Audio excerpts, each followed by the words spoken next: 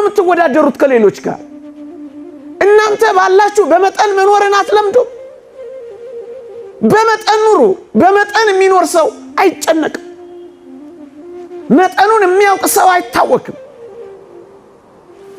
ለዚህ ነው ንዑድ ክቡር የሚሆን ጳውሎስ ማትረፍንም አውቃለሁ መጉደልንም ተምሬያለሁ ኑሮዬ ይበቃኛል ማለት ማትረፊያ ነው የሚለው። የእግዚአብሔር ቃል የሚለው የዕለት ጉርስ የዓመት ልብስ ካለን ይበቃናል ነው የሚለው። ጫማ ስላልቀየርክ ለምን ትጨነቃለህ? ለምን ትጨነቅ? የዕለት ጉርስ ካላሳጣ ለምን ትጨነቃለህ? ለዓመት እያሰብክ ለምን ትፈነዳለህ?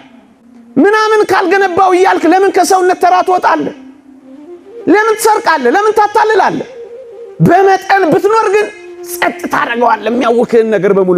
ይበቃኛል ማለት ወጣቶች ኑሮዬ ይበቃኛል ማለት ማትረፊያ ነው። ይበቃኛል፣ የዕለት ጉርሴን የዓመት ልብሴን ካገኘው ይበቃኛል፣ ጥሪቴን ኢየሱስ ክርስቶስ ካደረኩት ይበቃኛል። ዮሐንስ ዘሰዋስው ጆን ዘክላይማክስ የቅዱሳን ጥሪታቸው ሀብታቸው ንብረታቸው ኢየሱስ ክርስቶስ ነበር ይላል። ለምንድን ነው የምትጨነቁት? ለማጌጥ ለማሸብረቅ። ለምንድን ነው መከራ የምትበሉት? ዓለም መጀመሪያ ሜካፕዋን ከዛ ውበታችሁን ነው የምታጠፋው። ዓለም መጀመሪያ ሳቋን ከዛስ ደስታችሁን ነው የምትወስደው። ዓለም መጀመሪያ ቡረቃዋን ከዚያስ ለቅሷችሁን ነው የምታመጣው። ይበቃኛል ካላችሁ ታርፋላችሁ። ከሰው ጋር አትወዳደሩ። ቅናት አያበግናችሁም። ወንድማችሁ ምንም ቢያደርግ ደስ ይላችኋል። ምክንያቱም ኑሮ ይበቃኛል ብላችሁ ስለምትኖሩ። አለመፎካከር ዓለሙን እያያችሁ አትባክኑ። ጭንቅ አትበሉ። እናንተ ተረጋጉና ስከሩ። እግዚአብሔር የእውቀት መንፈስ አልሰጠንም፣ የመረጋጋት መንፈስ ነው የሰጠን።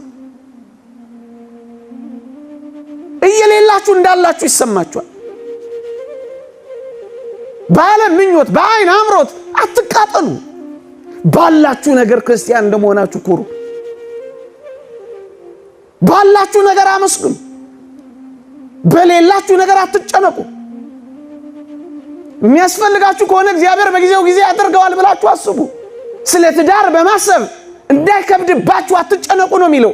እግዚአብሔር በሚሰጠው ጊዜ ይሰጣል። አትጨነቁ። እርሱ ስለኛ ምን እንደሚያስፈልገን እኮ ያውቃል። ሳንለምነው ያውቃል።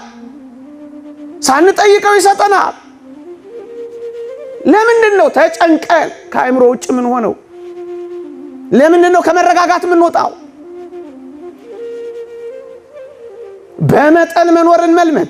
ሌላው መፍትሄ የሚሰጠው ተጨንቆ በቁመቱ አንድ ክንድ መጨመር የሚችል ማን ነው ይላል። አሁን ያነበብኩላችሁ ማቴዎስ ምዕራፍ 6። ተጨንቆ ማንም ሰው ምንም ፈቀቅ ማድረግ አይችልም። መጨነቅ ፈቀቅ አያረግም። መጨነቅ ያጎላል። መጨነቅ ያሳምማል። መጨነቅ አእምሮን ያውካል። መጨነቅ ጤናን ያሳጣል። መጨነቅ ውስጥን ይጎዳል። መጨነቅ ማህበራዊ ህይወትን ያቃውሳል። መጨነቅ ጥፋት እንድታጠፉ ይገፋፋል። መጨነቅ ጥሩ ውሳኔ እንዳትወስኑ ያረጋችኋል። መጨነቅ የአእምሮ ህመም ያመጣባችኋል። መጨነቅ ተስፋ ያስቆርጣችኋል። መጨነቅ ብቻነትን የበታችነት ስሜትን ይፈጥርባችኋል። ምንም አይጎዳው ነገር አለ። ምንም ግን አትጨምሩም። ብዙ ነገር ግን ይጎልባችኋል። ተጨንቆ ከቁመቱ አንድ ስንዝር መጨመር የሚችል ማን ነው? ማንም የለም። አትጨነቁ።